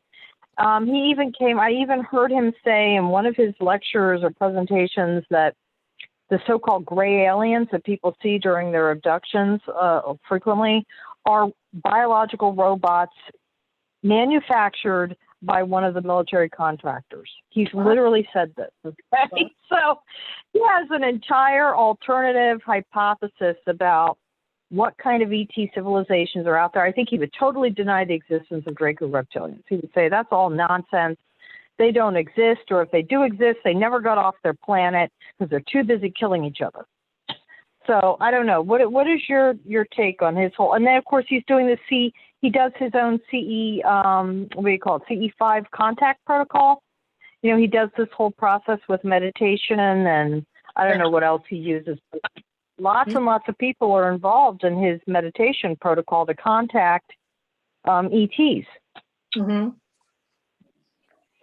So do you have any particular take on him? Have you met him? What do you think of his material? No, I've heard him speak at many of the conferences. He was a main figure to go to so many of the conferences. And I watched him go 20 years ago, where he really started rolling into where he is now. And I have the utmost respect. He's a brilliant mind. Yeah. He's very aggressive. He's very determined to be part of the disclosure program. And I do respect the things that he has learned on his own, because he has great resources and in touch with the military. On the earlier times, I could not decide whether I felt he was a good guy or a bad guy, whether he was a plant from the government in the programs or not. And even if he is or he isn't, he's still moving the mark forward. Now, going back to the reptilians killing and eating each other and doing that thing, remember that if they are of a hive mind AI control, then the AI would control them to the level where they would not destroy each other. So you have to kind of keep that in mind. We don't know what we don't know really what we're up against, because our minds are like, you know, we're good Christian people. We never hurt anybody. So other than that, we don't even know all these other ways to be alive. But you know, I certainly respect him in every way. And I believe that whatever he says should absolutely be weighed as a factor in your determination of what be. I've listened to many abductees. I've had lunch and dinner with abductees. You know, I've sat and listened to them, and, you know, some of them scare the hell out of you. And you listen to them, and many of them have said that they've been taken underground or on ships or whatever, and saw our military or saw our doctors in white coats and other than in the room with them. So very possible. They're blaming the aliens for what they're doing, which is even more fun. I think I'd rather be abducted by an alien than by our government with ulterior motives of whatever they may be doing to us. But that's excellent point. Somebody else? Yeah, I have something to say to you. The book from Michael Newton, Destiny of Souls. Yeah. In the book there, they claim that these alien souls that are from other planets that come to Earth, they claim that they are the most vicious, demonic You were getting ready. people that are capable of doing such horrible things on Earth. And when they die and come back to the spirit world, they're encapsulated, and many of them are like putting in like one of these freezer units for a while. Because once an alien soul decides he wants to come on Earth, if they're that horrific and they do such horrible things and they have no remorse, they do a lot of like sealing them so that they don't allow them to come back on Earth again. Interesting. Very interesting. I remember reading that book right now. About Yeah. Fascinating. I think, you know, the whole ICC and trading and being out there, you know, saying, hey, we want to make money. We know how ruthless these people are in making money. Mhm. Oh, and the bottom line is the bottom line, and they'll get it in any way, so. Yep. But I have to laugh because I bet aliens are fascinated with a lot. Look around your house and all the trinkets and the little things that we've invented, everything, and they probably have no concept of some of this stuff. And it's pretty cool stuff, even some of our toys could be a lot of fun, although a lot of them don't play. They don't even know what animals, pets, they don't understand what pets are. They're like, why do you waste time with an animal? That doesn't make any sense to them. They don't have love and compassion the way that we do, and nurturing. And they're just like, that's a total waste of time. It's not logical. A Spock, you almost think of Spock. It's not logical to pet a dog. Why would you pet a dog?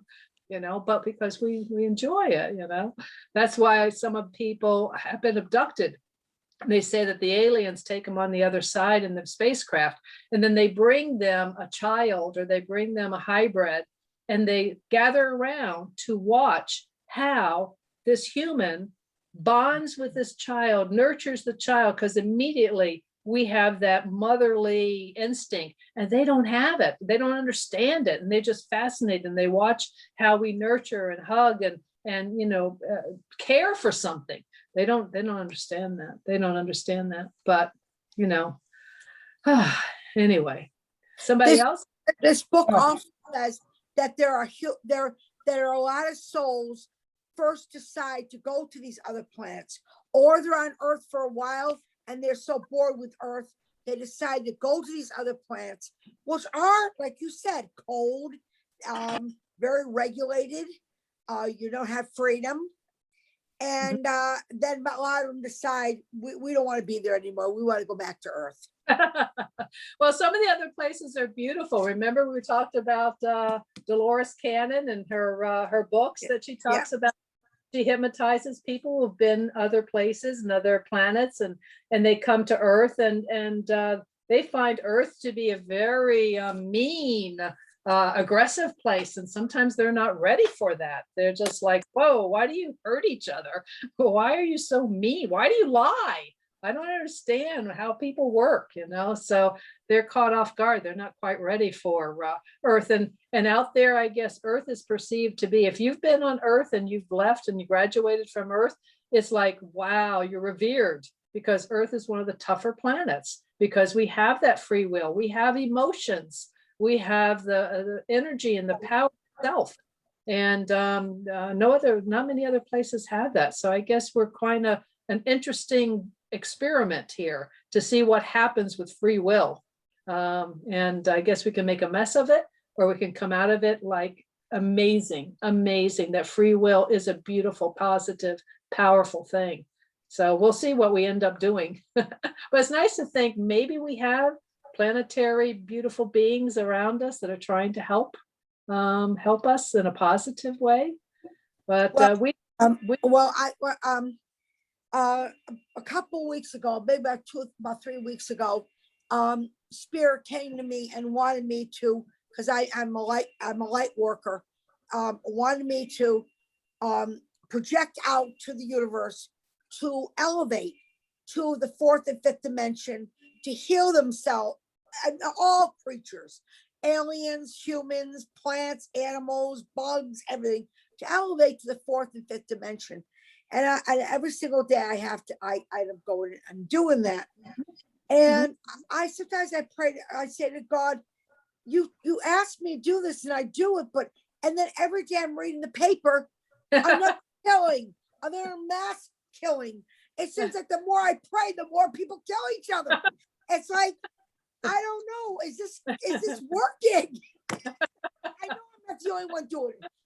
There's light workers like me all over the planet praying to people to elevate, to heal themselves, to embrace love. And I see is hate and killing, and like I scratch my head, and every night I say, God, I did it, but like there's another shooting, another killing. It's like I feel like I'm wasting my time. Yeah, but you have to understand that a lot of those are paid actors. They've been handed an agenda, they've been handed a script, they've been handed and told what to do. Maybe they're not your normal brothers and sisters that you think of as your human families. This is a sinister, motive-driven activities all over that are being perpetuated on humans. So keep that in mind too, and continue to pray. And Well, continue. I have to because God told me to. And Absolutely. I made a commitment. I'm like Noah in the Bible where he said no and got swallowed by a whale. And that's been my story all my life. And so I go, okay, I won't be like Noah. Don't swallow me up with a whale. I'll do what you ask me to do. That was Jonah in the whale, not Noah was in the ark and Jonah was in the whale, I think. Yeah, I just said Jonah.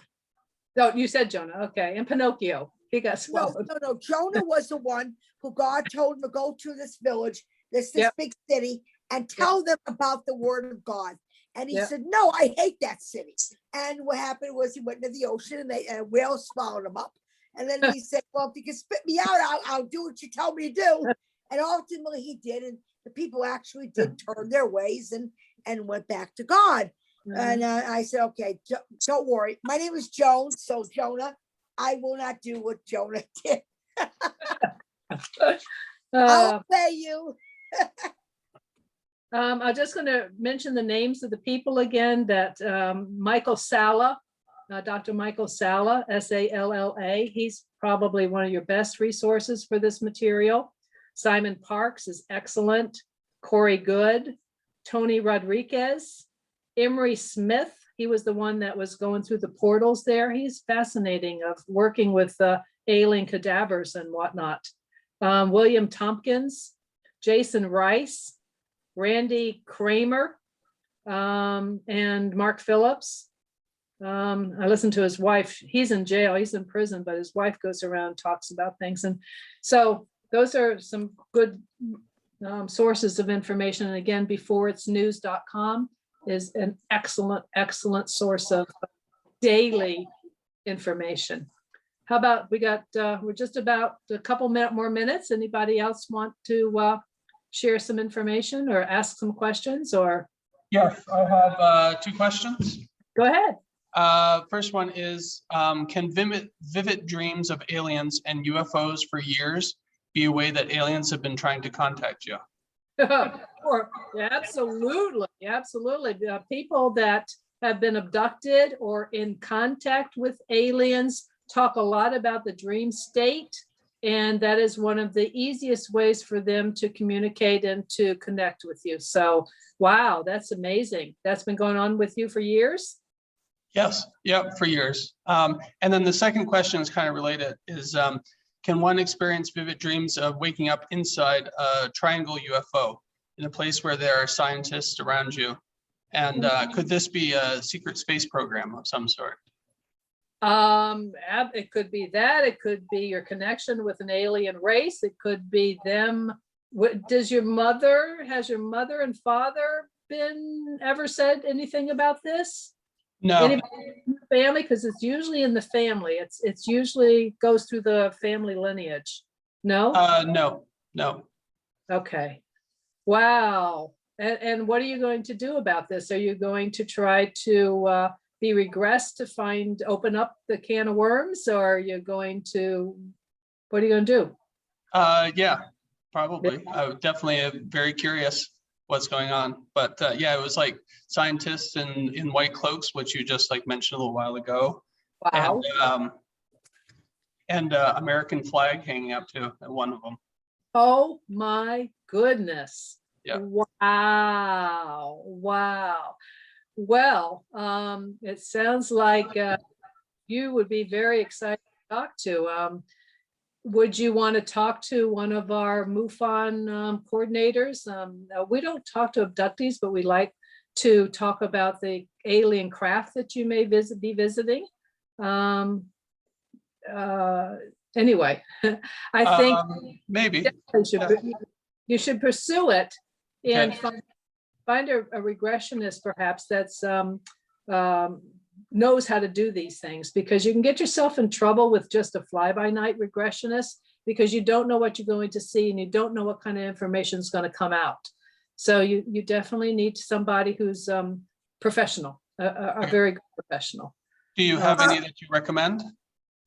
If I might see here, if you go to michaelnewtons .com, he has trained over hundreds of regressionists that go into deep hypnosis. They're all over the United States and all over the world. And there's a list of them that have been professionally trained by him, and that person will be able to help you. Thank you very much. Can you send that link? No, just go to Michael Newton, NEWTON.com. Okay, thank you. Yep. He's issued a couple of the books. I think I've put them away. I don't have them out here on my desk anymore, but he has Journey of Souls and Destiny of Souls are two of his latest books. And he has an entire foundation based on regressing people back to past lives, but also to anything else. Excellent. Glad you mentioned that. That's excellent. Thank you. I think that's wonderful. How exciting, how amazing. Hopefully you'll be on our class next week. We're going to be talking about UFOs and aliens and that kind of material. So maybe you can actually help share some information at that time. So next Wednesday, we are going to be talking about UFOs, aliens, and Whitley Strieber and Bud Hopkins and all of the people that have been involved in researching what's been happening to humans and what's been happening to Earth with the alien agendas. So that's our next week program. And I don't think we're going to be able to wrap up everything because we still haven't covered, and I'm talking about our class now, we still haven't covered ancient civilization, archaeology discoveries and those kind of things that I kind of wanted to talk a little bit more about. The crop circles and that kind of stuff too. So maybe we'll add another week. We do have it booked for a class 7 if we need it. So we'll see what we do next week and where we are for that program. And then keep in mind, we're going to do the conspiracy theories and delve into that on May 12th, 7 to 9 right here. Hopefully the same login procedures, but I'll know more next week whether Mike will be able to get us the same login. Okay, so that's a lot of material to kind of ponder. If anything's uncomfortable, you just put it off to the side, put it over there to the side, and then somewhere along the line, something may be a piece of the puzzle you're going to need for your own development and your own growth.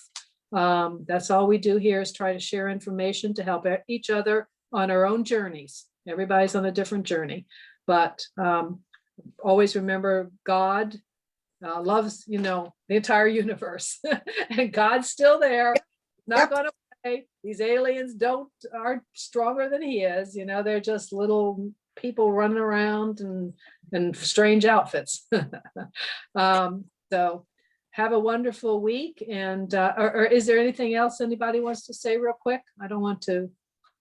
Well, my husband and I are leaving April 28th for Georgia, and we'll have our iPads with us. And I hope that we're able to use our internet and it doesn't fail us to log on. Okay. Okay. Well, I'm on an iPad. That's why I'm so restricted. Otherwise, I would have done share screen and all that one of these days, but you can't even buy computers right now. It's amazing. There's backlogs everywhere. So we do what we can do best. As long as I get the message across and out there and we can share, that's all that's necessary, right? Yep. Anybody else? Anything? No? Okay. Well, thank you for joining me tonight. I hope you had a good informative evening, and take care and God bless you. Thank you. Thank you, Mary. Very, very informative. Okay. Thank you very much. Thank you very much, Mary. All right. Good night, You're the everybody. best. All right. Thank you. Bye-bye. Good Good night. Good May I night. go, Tricia? Thank Good night. Thank you. Good night. God bless. Week. See you next week. Yep. Good. Yep. Awesome stuff. Thank you. Great. Thank you. Thank you. God bless. Bye-bye. Thank Thank you. Up there.